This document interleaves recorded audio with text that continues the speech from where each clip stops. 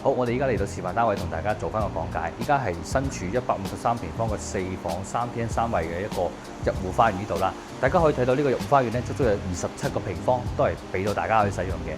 咁宇晨呢度嘅一個入戶花園咧，結構係咁樣嘅。如果係我哋偶數層咧，咁我哋嘅花園咧，即係我哋嘅露台啊，我哋嘅陽台天花咧，就會喺我哋嘅正門口呢度伸出去嘅，延伸出去少少。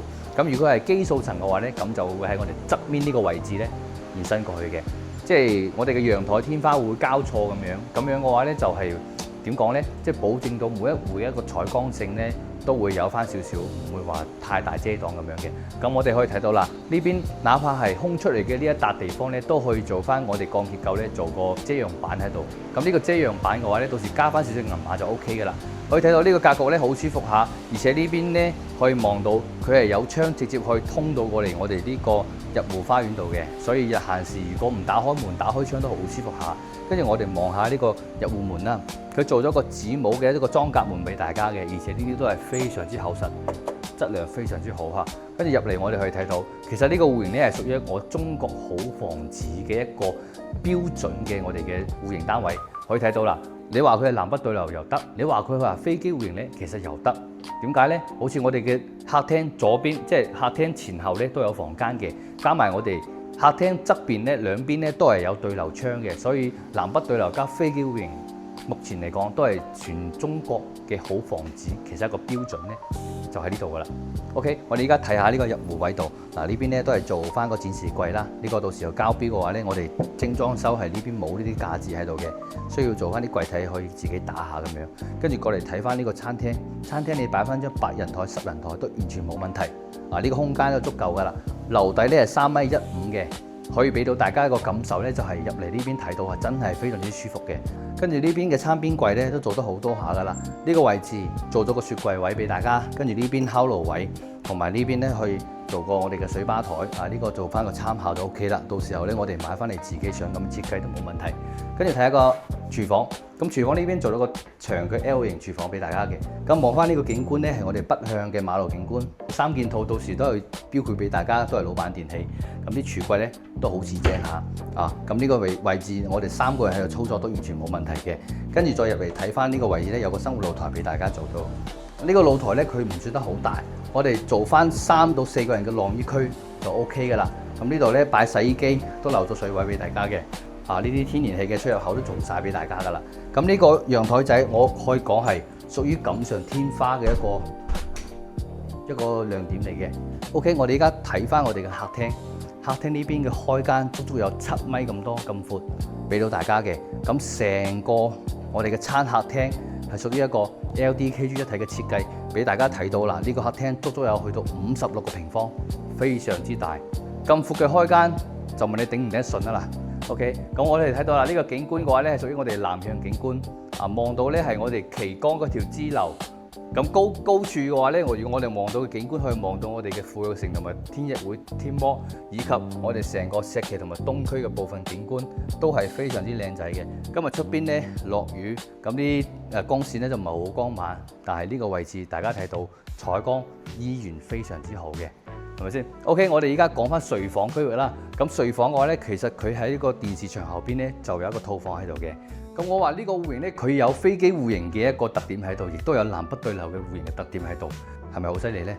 睇翻呢個套房先啦。咁呢個套房嘅話咧，擺到張1.5米嘅床，呢張1.5米床，1.5米床咧仲係做咗3邊落床位俾大家嘅，非常之闊下。再加埋呢個衣櫃咧，都全部做晒喺呢個位置，呢個空間度。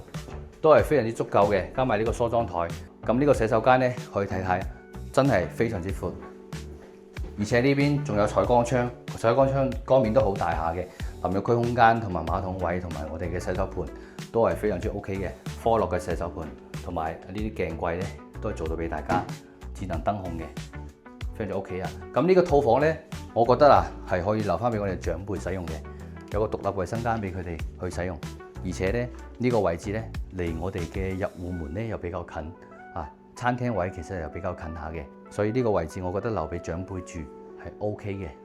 樓高3.15米呢個空間絕對夠。OK， 我哋而家穿過我哋7米嘅大橫廳，跟住嚟到我哋嘅第2個睡房，當大家做翻個講解啦。咁呢間房嘅話呢，大概就係有15個方左右有。我哋如果係需要做房間嘅話呢，咁就擺翻張1.5米床都完全冇問題嘅。咁發展商呢個樣板間呢，就俾大家做咗個開放式嘅，好似書房、茶室咁樣嘅一個功能區俾大家睇嘅。咁呢個地方做房間冇問題。跟住你睇下客廳衞生間呢度。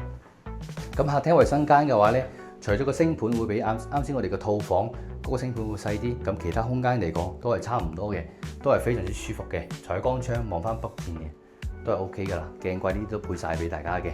跟住再嚟睇翻我哋嘅第3間房。咁呢間房呢，就係屬於最細嗰間房啦。咁呢個示範單位就做咗個細路仔房俾大家睇嘅。咁望翻我哋嘅景觀係朝北嘅，我哋嘅馬路景。跟住我哋再嚟睇主人房啦。主人房最後主人房其實係個亮點嚟嘅，因為佢空間嚟講真係非常之大下，星盤位做到咁闊俾大家，去到1.5米咁多。跟住呢邊其實可以做2個星盤嘅，佢做一個俾大家嘅。有需要嘅朋友可以改一改。咁呢邊嘅鏡櫃咧都做晒呢一欄俾大家嘅。下邊呢啲都好至正下，儲物空間等等都好夠嘅。再加埋呢啲 OK 下。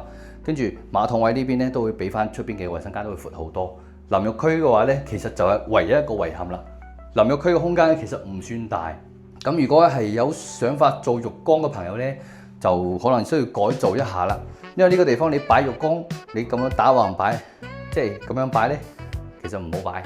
咁你除非係點樣咧？你因為做稍微改一改，咁樣打橫擺，將呢個馬桶位騰出嚟少少，跟住呢個位置咧做細少少咁樣嘅，擺浴缸就 OK 噶啦。睇個人需要咯。一般嚟講，大陸嘅好多朋友都唔需要用到浴缸。咁如果香港朋友需要用到浴缸嘅話咧，可以參照一下咯。OK， 我哋而家轉身嚟睇最後嘅呢個主人房嘅睡房區域啦。擺到張2米大床，3邊落床位，而且採光非常之好。咁呢度係南向景觀同埋東向景觀俾大家嘅，所以呢個地方呢個房間佢嘅採光係絕對冇問題嘅。再睇下呢個露台呢度啦，佢出邊咧有個約18平方米嘅一個露台俾到大家嘅。咁呢度係偶數層，佢個露台咧就喺我哋嘅床側邊呢度延伸出去嘅。咁如果係我哋基數層嘅樓層嘅一個戶型嘅話咧，佢嘅一個延伸出去嘅露台咧就係我哋嘅衣帽間嗰度延伸出去咁樣嘅。咁衣帽間咧佢做咗2罅嘅衣櫃俾到我哋嘅男女主人，而且中間呢邊咧仲做咗個飾品台喺度擺住。非常之 OK 嚇，跟住入邊呢度呢，仲有個我哋嘅化妝區域俾到女主人，我相信佢絕對係好中意嘅。而且呢度空間嚟講都係非常之足夠嘅。採光窗呢度係朝翻我哋嘅北向啦，所以話呢個主人房嘅話呢，其實你入住起身嘅一個舒適度，我覺得應該係非常之高下嘅啦。無論係採光度好，或者係空間上面又好。以及呢個舒適性嚟講，我覺得都係非常之 OK 嘅。咁呢套單位嘅話咧，目前在售其實貨源剩低唔多嘅，因為119平方嗰隻單位已經賣晒㗎啦。咁剩低呢個153平方呢個咧係屬於我哋次等嘅一個戶型，總價嚟講就係325萬起步。呢個價位嘅話咧，可以選擇嘅樓層都唔多㗎啦。OK。